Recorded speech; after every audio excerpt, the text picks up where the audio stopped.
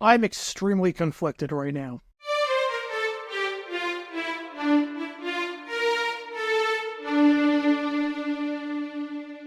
Welcome everybody to JG9 News, where we talk all things NFL all the time. I'm Jaguars and I representing the 904 from the 602, and today, an absolute stunner.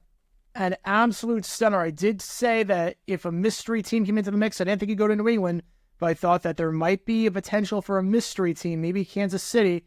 But nope, it's the Tennessee Titans coming in at the last minute to swoop Calvin Ridley up.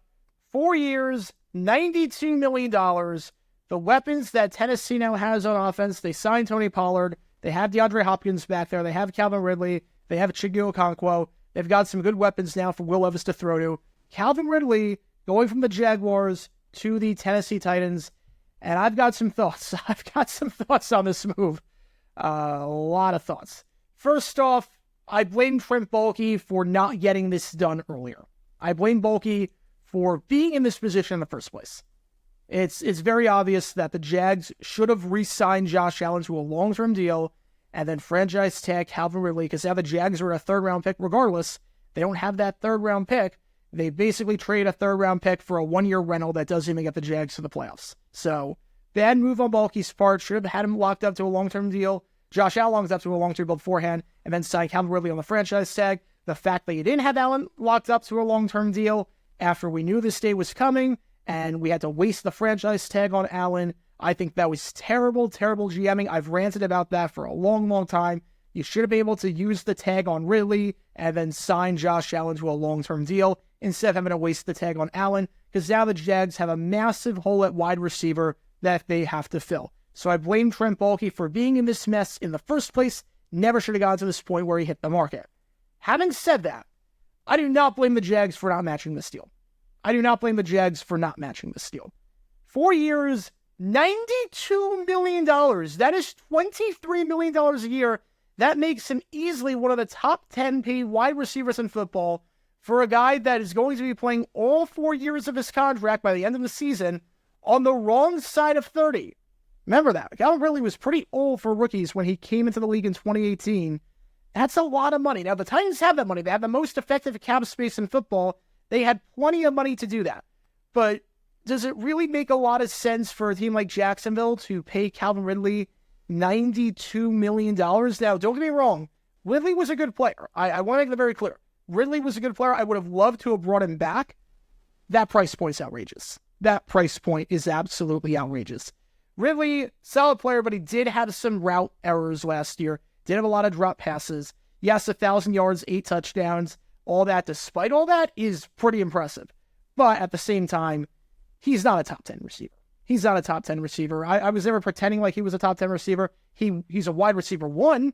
Definitely a guy that you can build around, but not for $92 million. Not for $92 million.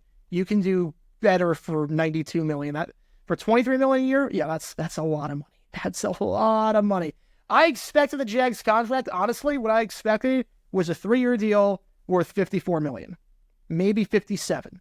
I did not expect 4 years, 92.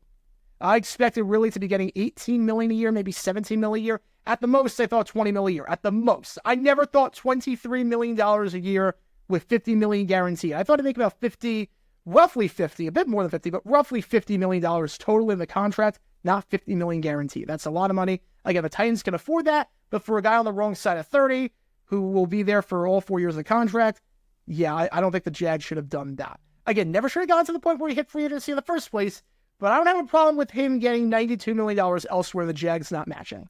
So that raises the obvious question. What the heck do the Jags do now? What on earth does Jacksonville do now? Does this change anything with Zay Jones? We thought that Jones would be a cap cut, thought he would no longer be in Jacksonville, but now with a Ridley move, will he be there? Well, I still don't think Zay Jones is going to be there. Zay Jones and Gabe Davis play the same position.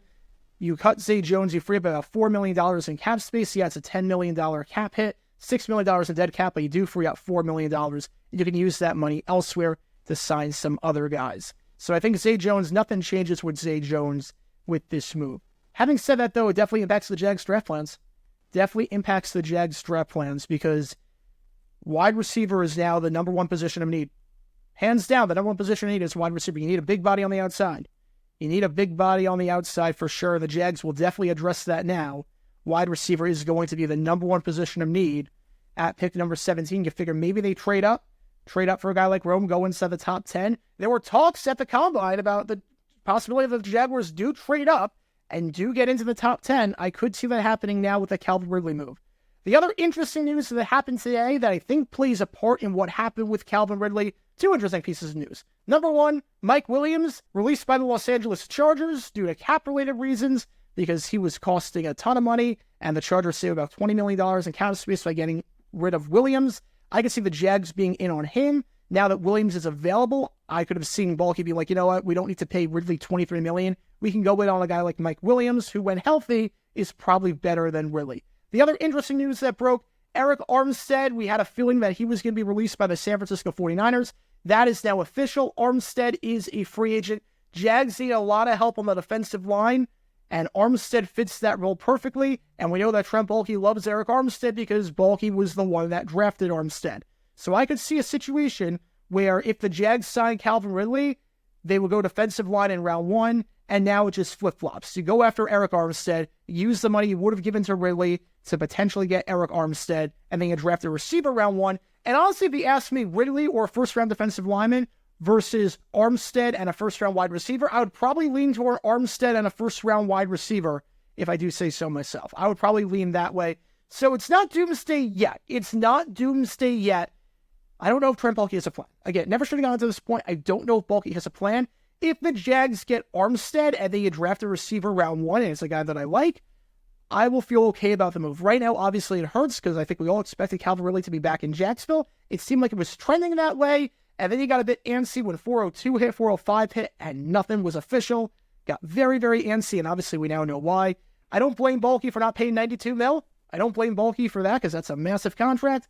I do blame Baalke for being on the spot, but if the Jags do get Eric Armstead or Mike Williams, it is negated. If that happens, I can live with this. If the Jags go into the season with Gabe Davis, Christian Kirk, and Zay Jones as their 1, 2, 3, we got issues. And this offseason's been a failure in that regard. But we will see what happens there. Obviously, Calvin Ridley to the Tennessee Titans, 4 years, $92 million. Way more than I thought he was going to get, way more than Jacksonville could afford to pay him, and understandably so. But what are your thoughts on the Calvin Ridley move to the Tennessee Titans? Do you like the move? Do you not like the move if you're a Titans fan or a Jaguars fan? Do you think it's a lot of money? Do you think it's right where he deserves? What do you think the Jags do in the offseason now? How do you think this adjusts their plans? Changes their plans? Let me know all your thoughts in the comments down below. That's going to do it for this episode of JG9 News. Be sure you like and subscribe. It helps the channel out a lot. And be sure to check my main channel, Jaguar9, where we talk all things NFL history all the time. Until next time, this is Jaguar9 signing off. And as always, go Jags.